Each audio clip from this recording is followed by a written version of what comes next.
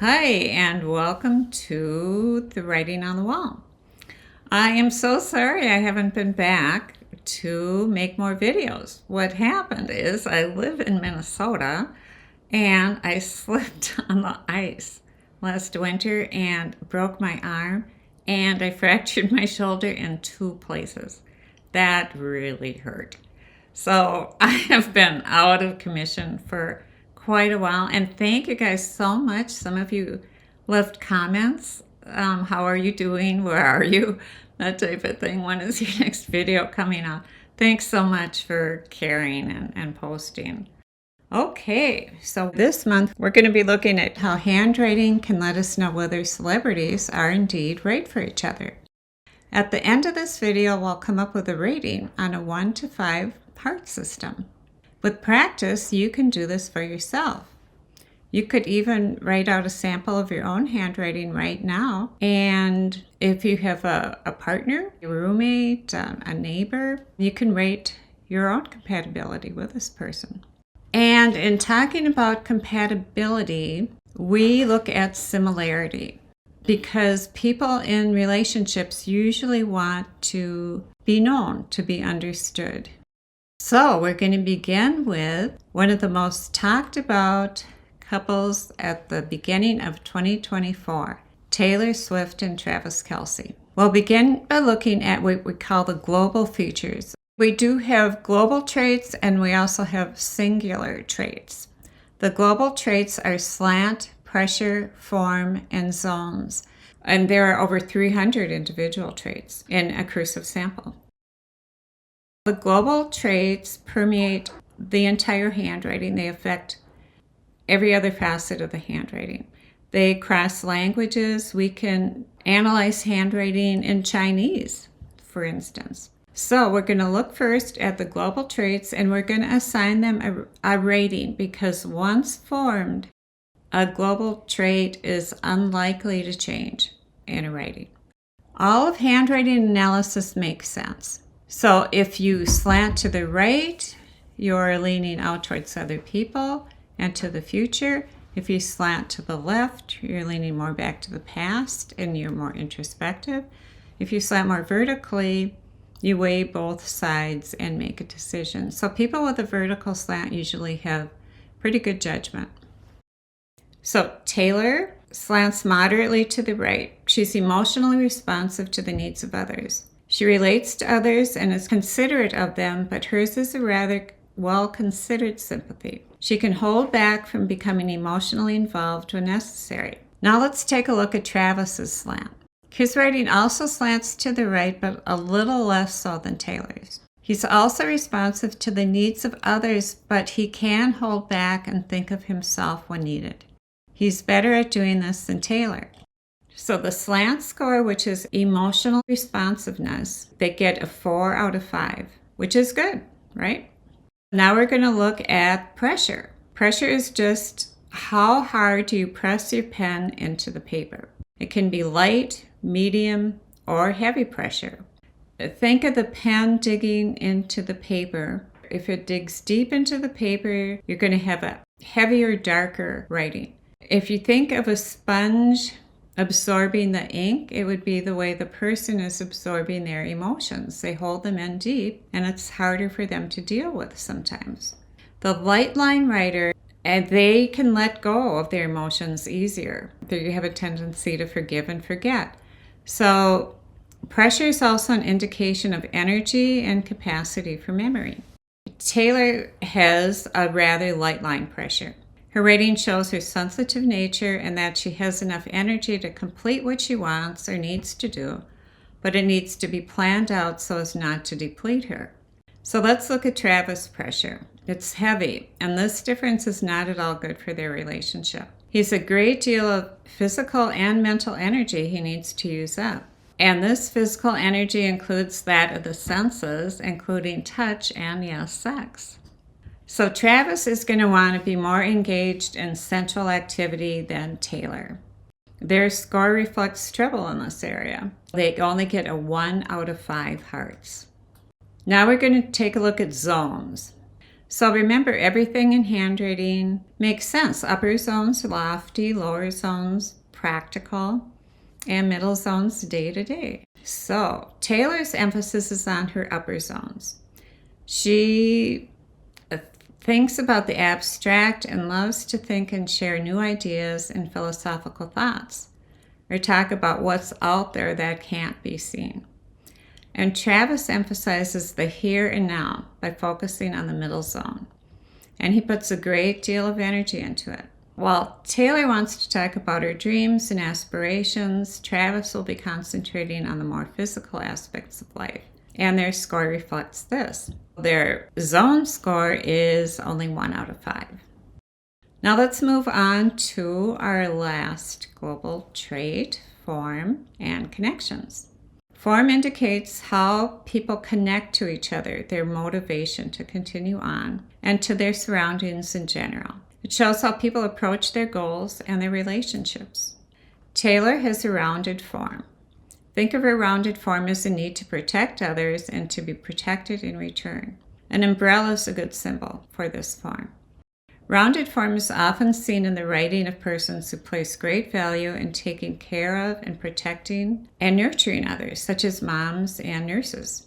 Okay, so connections. Think of service orientation as a dish for serving others. The person connects their letters, thereby showing their connections with others through wanting to be of service. So, how about Travis? His form is also rounded and he can be protective. But his connections to others tend to be more analytical in nature. Think of a spade in digging for knowledge and relating to others, so he's more practical in relating to others than Taylor.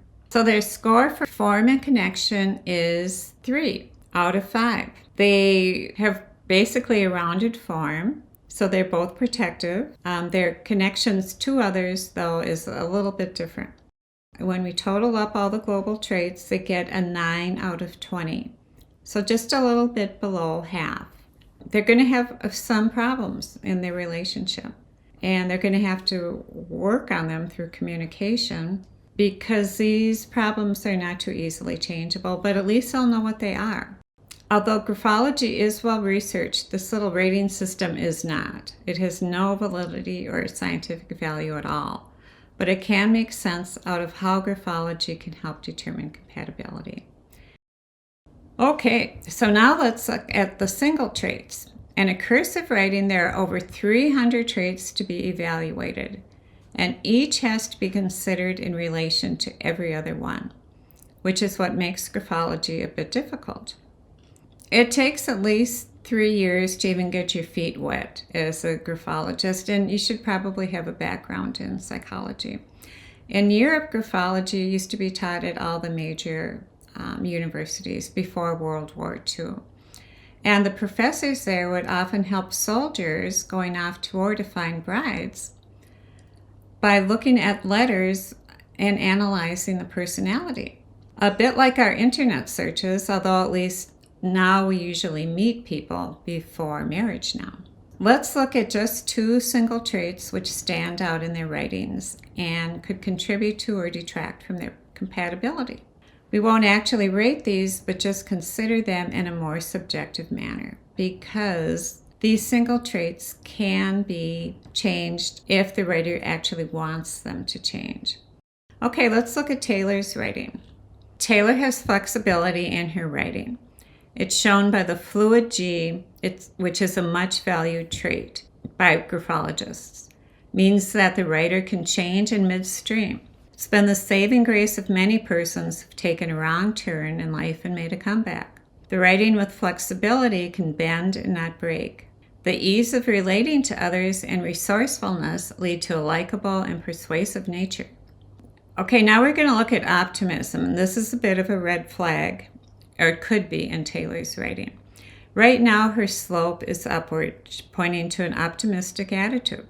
But I look back at some of Taylor's earlier childhood writings, and the slope tended to be going down, which means she can get discouraged easily. And personality, which is what handwriting points to, is actually a set of patterns.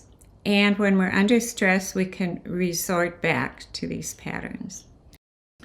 Okay, look at Travis's writing. The first one we look at is we can see an arrow in his signature, which is on his football helmet, because he doesn't have too many writing samples out there. This is a red flag then. Travis may tend to blame others. An arrow is a sign of criticism or blame, wherever you find it. His arrow points to the right, to others. And as we've seen, he digs his heels in, while Taylor is quite sensitive and takes criticism hard. And remember, there's a possible return to a lessened hope or discouragement. So Taylor sings, "It's me, I'm the problem, it's me." Travis would sing, "It's you, you're the problem, it's you." So that does put a wrench into the relationship. Travis is also quite definite. He's quite blunt in his communications. Even when he uses persuasion, it's reality-based and tends to be aimed at realistic results, rather than Taylor's more dreamy and romantic plans, which you probably want to talk about or actually plan. So now what we're going to do is look at absence of traits. We don't want to see either dishonesty or lack of impulse control. So it's an absence of these traits because those are usually red flags in relationships, right? But looking at both Travis and Taylor's communication letters, the A's and the O's, both are what we call clean. They have no loops within these, which would point to misleading others, irrationalization, or both. So they can trust each other so far as what they tell each other, which is great. Okay, and then this is an added plus for their single traits. Looking at their T-bars, you can tell that neither one is arrogant. They're just the same as anybody else, according to them. And their fans, I think, relate to that. I don't know if you guys have ever been to a restaurant where somebody puts down a waiter or waitress or is rude, and you're just kind of devastated or embarrassed. This would just kill either one of these guys, and they would never do that to each other. They just feel like they're one and the same with everybody, and that's kind of nice to see, right? We're going to look at impulse control, because this can be a real red flag. And you see it in shaky, corrugated writing.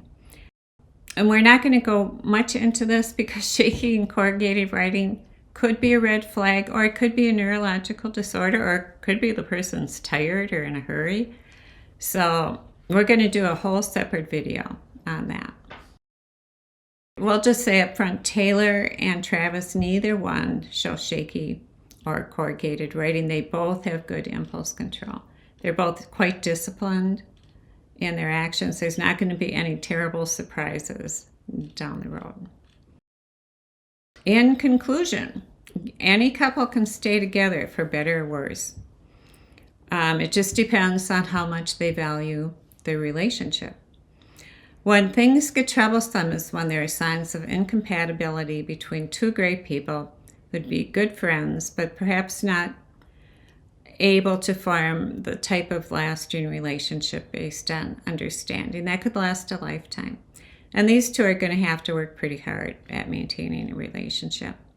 We can't tell values or interests by handwriting. We also can't tell educational level, sexual orientation, or biological gender, race, religion, age, illnesses, attractiveness, or financial status. And those are at times just as important as personality for some people, right? So lots we don't know from handwriting, and much we do. We do know we have two really great people here, a man's man and a very feminine woman. They're both honest, caring, protective, and both ready to expend much energy and effort in what they undertake. We've seen some areas of conflict, sure, but if they use handwriting analysis, they'll know what they're getting into. It's false expectations that can really undo a relationship. If Taylor thinks Travis is going to talk about romance for hours, she's going to be deeply disappointed. And if Travis thinks Taylor is going to be seducing him when he gets home every night, he'll be disappointed. But through handwriting analysis, they could enter into a permanent relationship, such as a marriage, with their eyes wide open. So, has your own feeling about their compatibility changed? And if so, how? And did you by chance rate your own handwriting at the beginning of this tape with that of a partner or friend? I would love to hear from you in the comments. And subscribe to get a vote on whose handwriting you'd like to see analyzed next. And we have some other polls too. Thanks for watching and see you next time.